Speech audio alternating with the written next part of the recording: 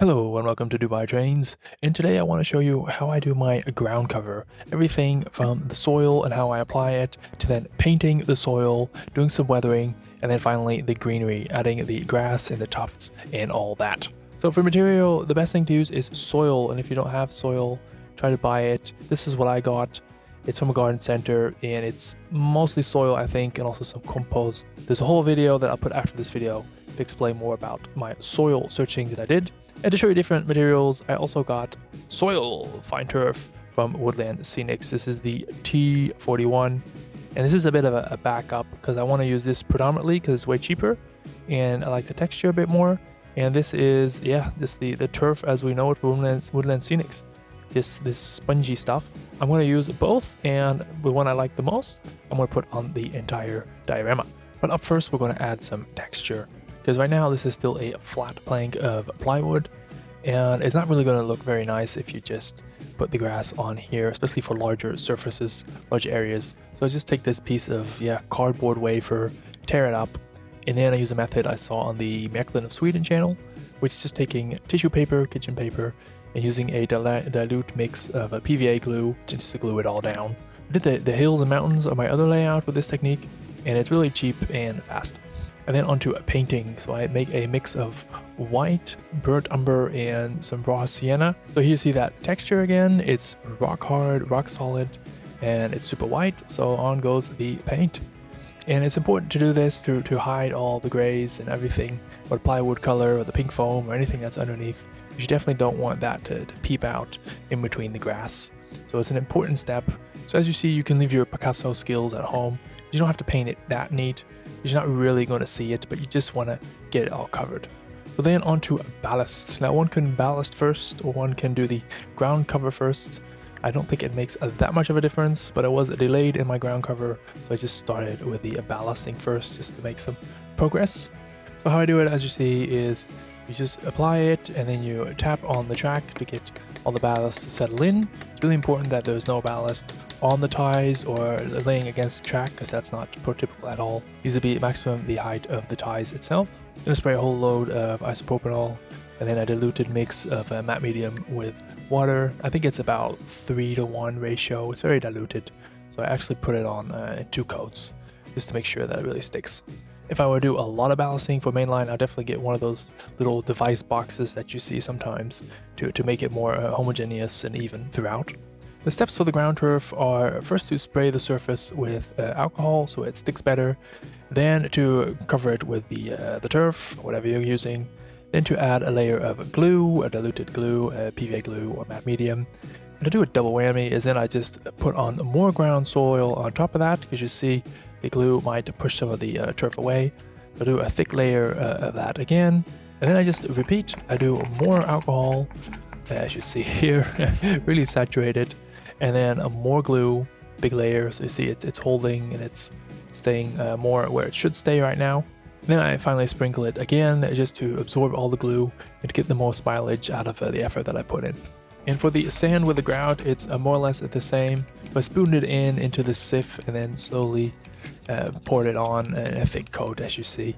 That seemed to work quite well, and to get all the little grains of grout out of there, because it is a mixed grout. I found out it's gray, so then it's a mix of like white and black, and then if you don't use the sieve, then you'll get little pockets of white, super white, little pockets of super black. You don't want that.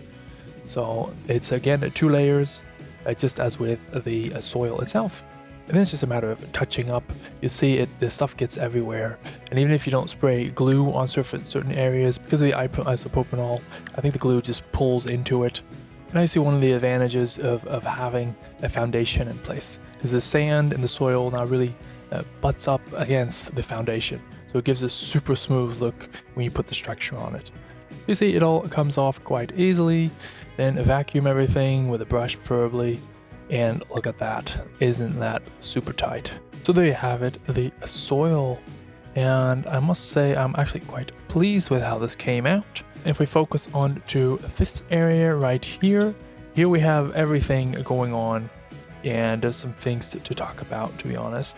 So here we have the mulch and the soil, as I demonstrated in the previous video.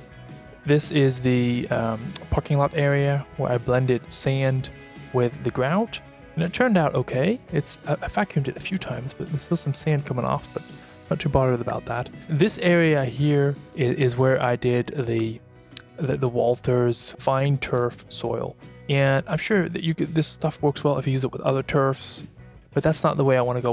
We were trying to create texture here and more or less the right color, and this is neither of them. Here it just looks like a beach, because basically the turf acts like a sponge, and then the sand just like goes into the holes, and then with the alcohol, it's just, I don't know, it just looks weird. It looks like coral rock or something like that. So what I'm doing now is to add some paint for two basic reasons. Because one, we have the texture, but the color is a little bit dark for me, so I want to color it a little bit lighter brown, get a little bit of gray, a little bit of dustiness, a little bit of lightness in there as well. So I'm going to do that, and at the same time it weathers it and gives it a bit more texture. I'm just going to thin, as you see, the paint with a very light wash and let it all run and creep where it wants to run and creep, as it would in nature if it would be raining or something like that. Wow, and here is the result. It turned out really, really well. I'm really happy with the soil here and this parking lot area here. It's a bit of an undefined texture and color. There's the way I painted it, but that's fine.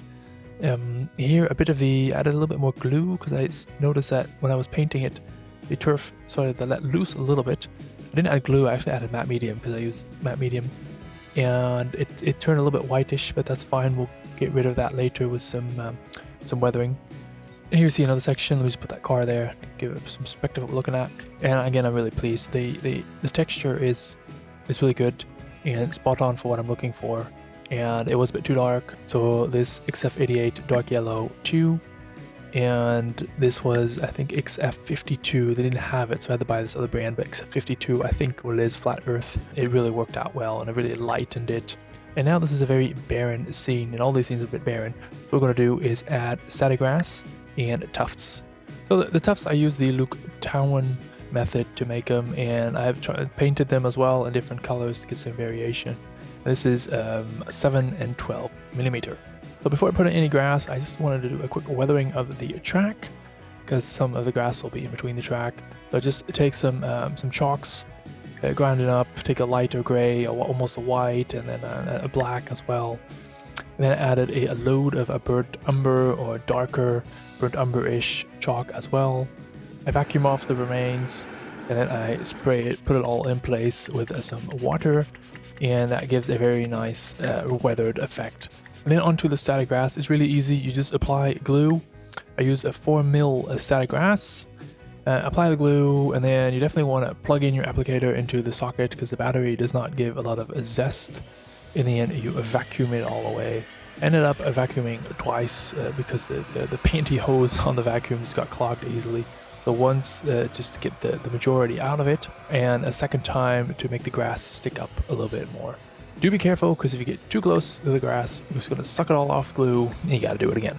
And then that's just rinse and repeat for the other parts of the layout. And I used a 4mm light green and medium green for the static grass applicator. And that's the result. Now for the tufts, I said they were a bit longer, so they stick out more. There's 7 to 12mm, that's the plan. And I just put them in with a dot of glue or matte medium, and you just stick them randomly in place. And pow, what a difference does a little grass, a little color, and some bushes, some flowers here, what a difference does that make?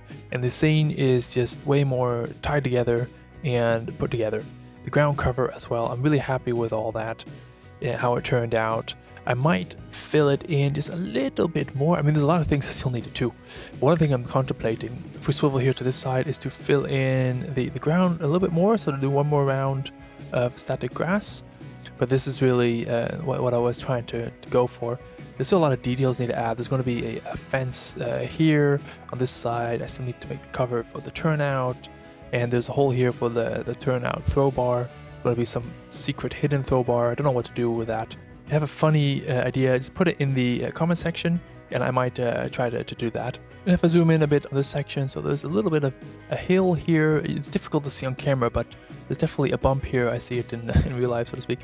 The tufts, the different colors, are the ones that painted, a little bit of texture, some greenery, a bit darker green, different types of flowers.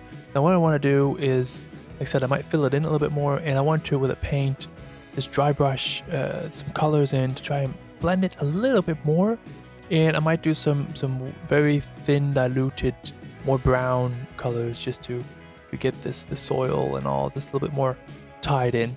Especially the tufts I did later. I mean, it's good, it's perfect. You can finish the scene just like this. But I'm a perfectionist, so I just want to tie it in a little bit more. Some of the tufts, this one, if you can see, seem to be a bit lifted. I think if I just add some paint in there, it will fill that in a little bit. Now, if you look at this scene, let me just take this building away, just like that. There's a lot going on, everything coming together right here. The Walther Scenic soil turf stuff that's here, it's almost completely hidden because this is terrible, doesn't look nice, don't use it.